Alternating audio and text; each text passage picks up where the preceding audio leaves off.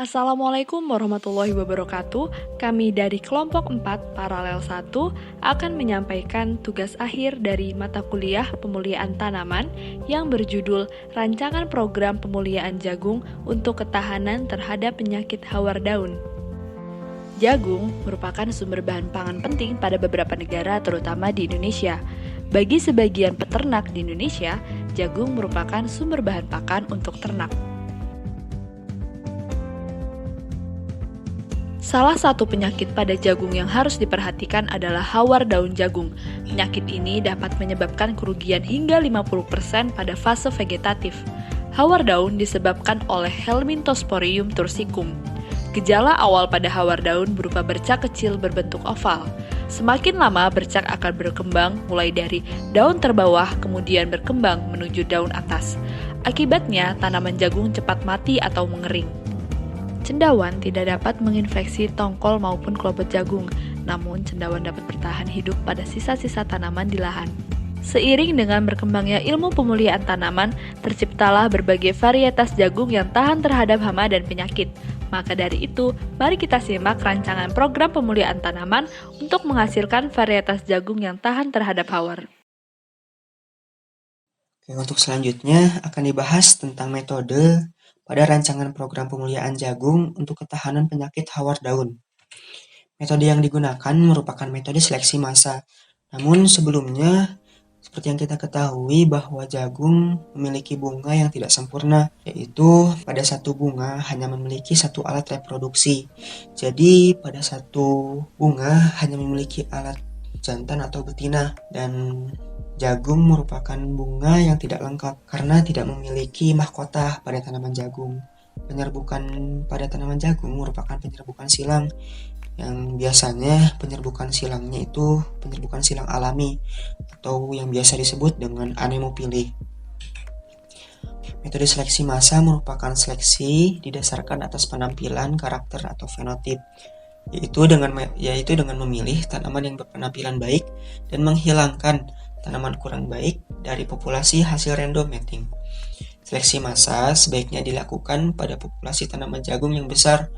Kemudian dari populasi tersebut dipilih sebanyak mungkin tanaman yang mempunyai fenotip baik dan seragam. Oke, metode seleksi massa bisa juga digunakan pada tanaman yang menyerbuk sendiri maupun menyerbuk silang. Karena itu, jagung merupakan menyerbuk silang, kita gunakan metode seleksi massa. Seleksi massa dilakukan dengan memilih tanaman yang mempunyai karakter yang diinginkan. Selanjutnya, hasil bijinya dicampur sebagai populasi baru. Oke, untuk tujuan seleksi massa untuk memurnikan varietas, dan yang kedua, untuk memperbaiki sifat-sifat dalam varietas lokal. Varietas lokal diperoleh dari varietas unggul yang merupakan campuran dari genotip dengan fenotip yang seragam. Nah, untuk tanaman dengan fenotip kurang baik, dilakukan emaskulasi atau dihilangkan bunga jantannya agar tidak menyerbuki tanaman lain yang berpenampilan baik. Nah, di sini kita bisa melihat bahwa bapak-bapak sedang melakukan emaskulasi atau menghilangkan bunga jantan pada tanaman jagung. Oke. Nah, setelah nanti hasilnya panen, benihnya dicampur dan ditanam kembali secara massal. Selanjutnya diseleksi kembali dan dibandingkan dengan induk atau varietas standar. Seleksi terus diulang sampai keadaan tanaman dalam populasi seragam dan stabil. Jadi hasil tanamannya itu benihnya diambil lalu ditanam kembali di suatu lahan dan dilakukan secara terus-menerus berulang-ulang seperti itu. Seleksi massa dilakukan saat pertumbuhan vegetatif, generatif, dan setelah panen. Pengamatan keseragaman variabel meliputi tinggi tanaman, tinggi tongkol, bentuk batang, jumlah daun, bentuk daun, sudut daun, dan lain-lain. Nah, di sini kita bisa melihat bahwa tanaman vegetatif ini kita bisa melihat keseragaman variabelnya, mulai berbunga, lalu menghasilkan buah dan tongkol, lalu diukur atau melihat bentuk, umur, panjang, berat tongkol itu diukur untuk pengamatan keseragaman variabel.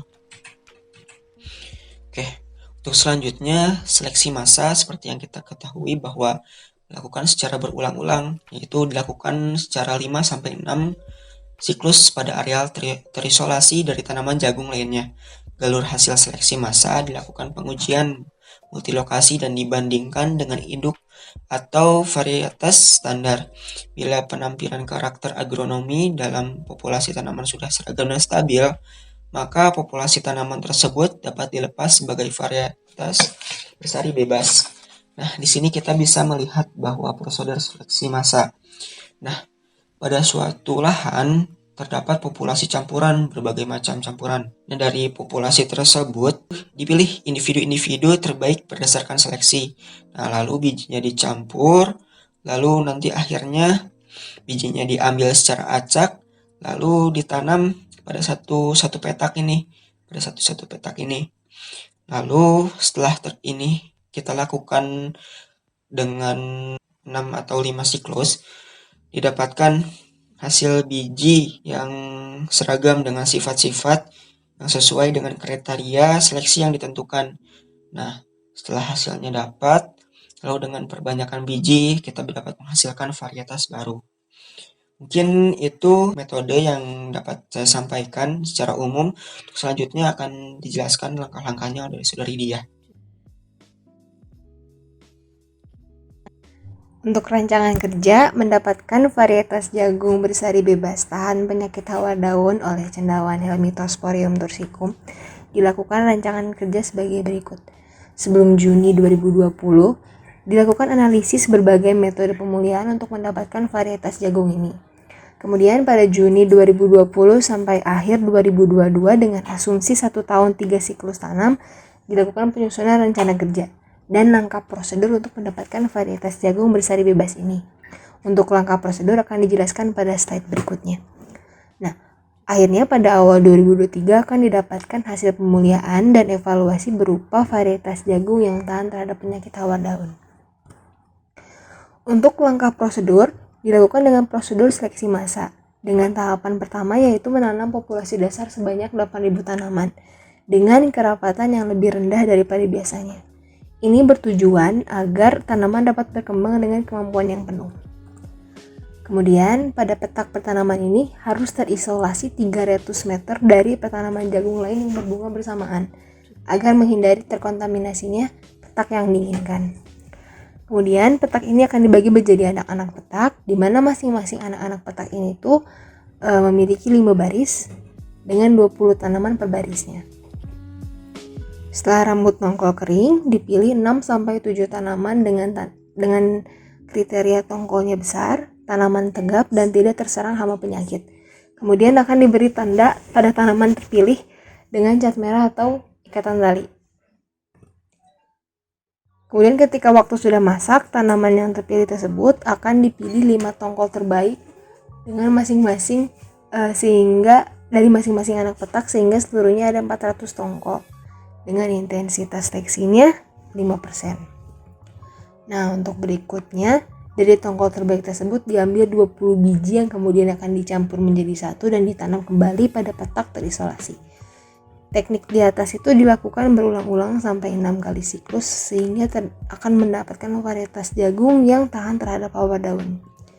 Berikut adalah contoh dari varietas jagung P29 bersari bebas yang merupakan varietas jagung yang tahan terhadap serangan cendawan Helmithosporium tursicum. Sekian penjelasan dari kami, kurang lebihnya mohon maaf, semoga bermanfaat. Wassalamualaikum warahmatullahi wabarakatuh.